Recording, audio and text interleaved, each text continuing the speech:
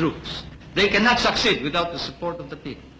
We cannot succeed without the support of our people. I am happy to see that the reaction throughout the country is favorable. I have received hundreds and hundreds of telegrams from all corners of the Philippines congratulating you and incidentally me for the proclamation of martial law, for the sudden cessation of anarchy and of criminality throughout the land, and of the re-establishment of an atmosphere of brotherhood amongst Filipinos. Now everybody seems concerned about his neighbor.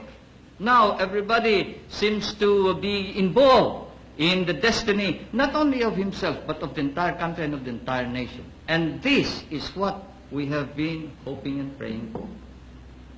I repeat, it is necessary to reform in order to attain the victory that we seek. It is necessary that we attain all the objectives that we have set. These objectives are: we must give to the poorest man whatever is his due.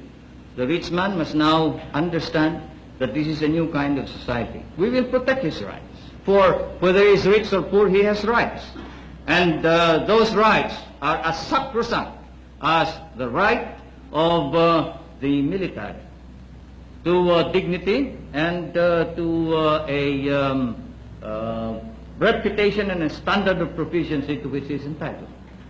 Thus it is important that we must tell everybody, and I ask you to do this, to go out to your assignments, to your respective areas, to your units, to your area of operations, and tell everyone that every citizen in this country has rights, and those rights will be protected, whether he is a businessman or a mere janitor, whether he is a tenant or a landowner. Those rights should be protected, but we will treat each other as brothers.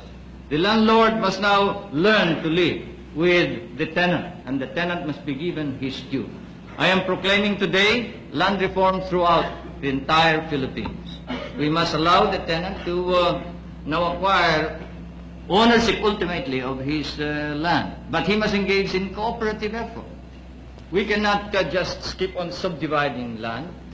We must cooperate. We must now establish cooperatives of production, cooperatives in irrigation, cooperatives in rural electricity, cooperatives in consumption, cooperatives in everything that we do, because we are a small nation and most of our people are small people.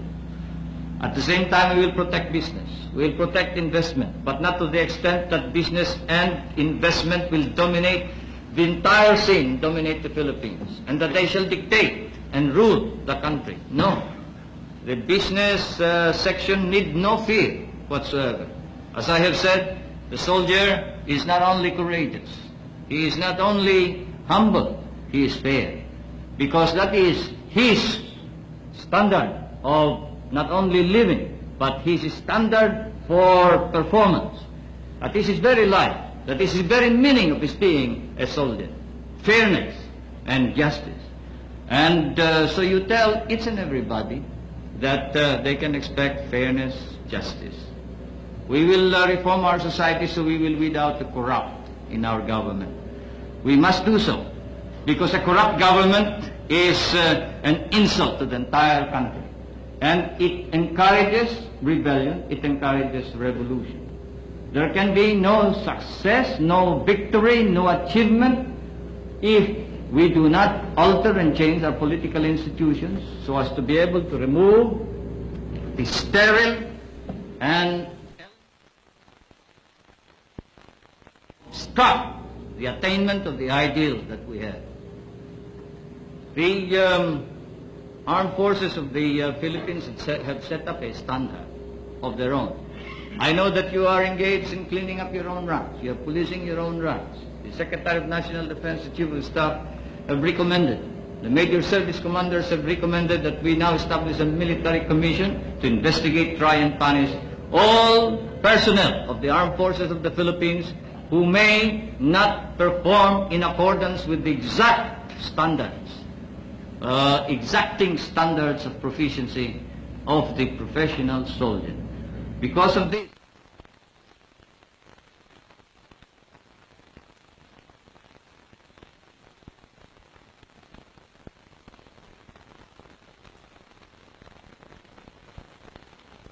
never happened in the past. I repeat, I have complete faith and